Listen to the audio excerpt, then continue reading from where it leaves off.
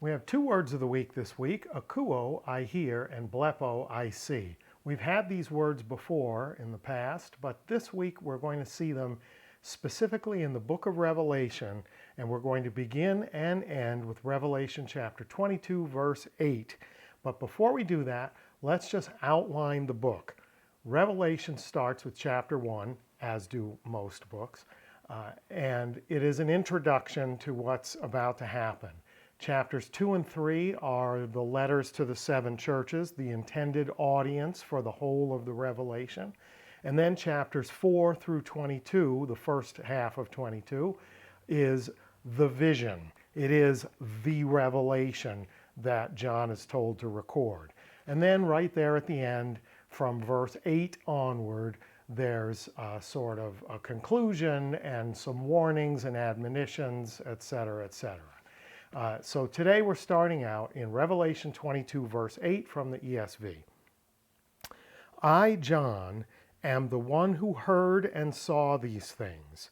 And when I heard and saw them, I fell down to worship at the feet of the angel who showed them to me. So he says, he describes himself as the one who heard and the one who saw these things. Let's take a look at that first phrase in Koine. Kago Ioannes ho akuon kai blepon tauta. So kago is and I, Ioannes, John, ho akuon, this is a participle this is a present active participle with the article, the one who hears, kai blepon, and the one who sees, tauta, these things. What things? The things that comprise the vision. He hears and sees the things that comprise the vision.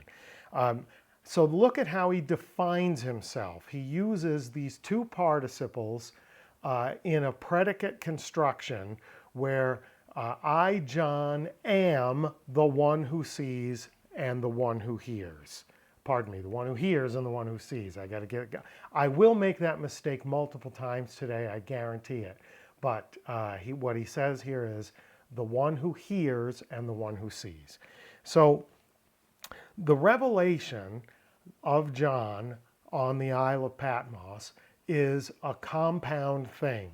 It consists of things that he hears, both words, spoken words and sounds, and things that he sees, imagery.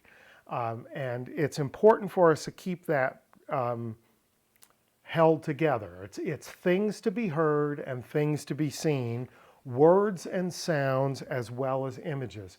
It's easy to get hung up on the sayings in the book of Revelation or to get fixated on the imagery or symbols, depending on which term you prefer, to the exclusion of one or the other. And John sees himself, or he identifies himself as the one who hears and the one who sees. Notice in the ESV it says the one who saw and heard. And he's using sort of the narrative present to tell the story that way. His experience is live. He's writing at the conclusion of the vision. And who are you? I'm the guy that sees and hears the stuff. Hears and sees, not sees and hears. Let's go on. And we'll come back to chapter 22, verse 8 at the end. But let's go all the way back to chapter 1 and see how this book starts off early with this notion. This is chapter 1, verses 9 and 10 from the ESV with the Koine supplied. I, John, your brother and partner in the tribulation and the kingdom and the patient endurance that are in Jesus, was on the island called Patmos on account of the word of God and the testimony of Jesus. I was in the Spirit on the Lord's day, and I heard, akusa, aorist active indicative first person singular, I heard, behind me a loud voice like a trumpet. So first up, he hears something, saying, write what you see, blepes, present active indicative second person singular, you see, in a book, and send it to the seven churches, to Ephesus and to Smyrna and to Pergamum and to Thyatira and to Sardis and to Philadelphia and to Laodicea. Then I turned to see the voice that was speaking to me. To see the voice, blepein, to see, tein phonein, the voice that was speaking to me. And on turning, I saw 7 golden lampstands. So notice, in the first 2 verses, he hears something. In the second verse, he's told to write down what he sees. So the voice that he hears says, write down what you see. And what does he do? He looks to see the voice. The interplay between hearing and seeing is interwoven. It's already started out. Heard a voice, turned to see the voice. But what he saw was not a voice. And obviously, if you turn to see the voice, you're turning to see who is speaking. But when he turns, he sees 7 golden lampstands representing the churches. So at the very start of the vision, we already have, even before the actual vision, we already have the interplay of hearing and seeing. So for homework, go read the first 8 verses of chapter 6 and look at the sort of juxtaposition of hearing and seeing as it kind of ping-pongs back and forth. If you really want big homework, read the entirety of the book of Revelation or read chapters 4 through 22 and keep track of all the times that we hear things described as being heard or being seen. And it is not quite overwhelming, but it is ubiquitous throughout through the vision. So let's get back to chapter 22, verse 8. And here's the entirety of it. I, John, am the one who heard and saw these things. And when I heard and saw, ekusa kai eblepsa, so both of these are aorist, active, indicative, first person singular.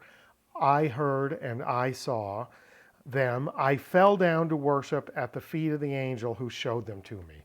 So John, who describes himself as the one who hears and sees, says, when I had heard and seen these things, when I had seen the entirety of the vision, I fell at the feet of the angel who brought me the vision.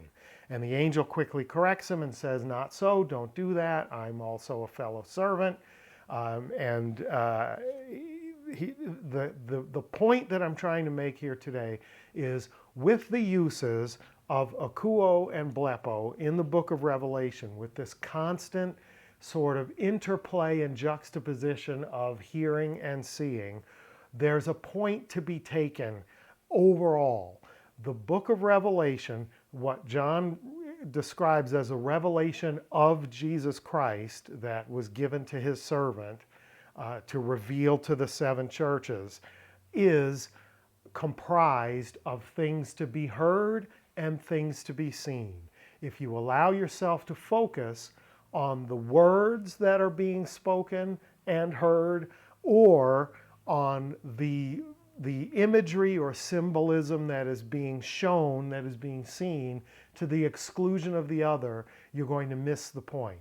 Why? Because the revelation is clearly described in John's own words as a matter of hearing and seeing, to the point that he describes himself as John, the one who hears and sees these things, the revelation.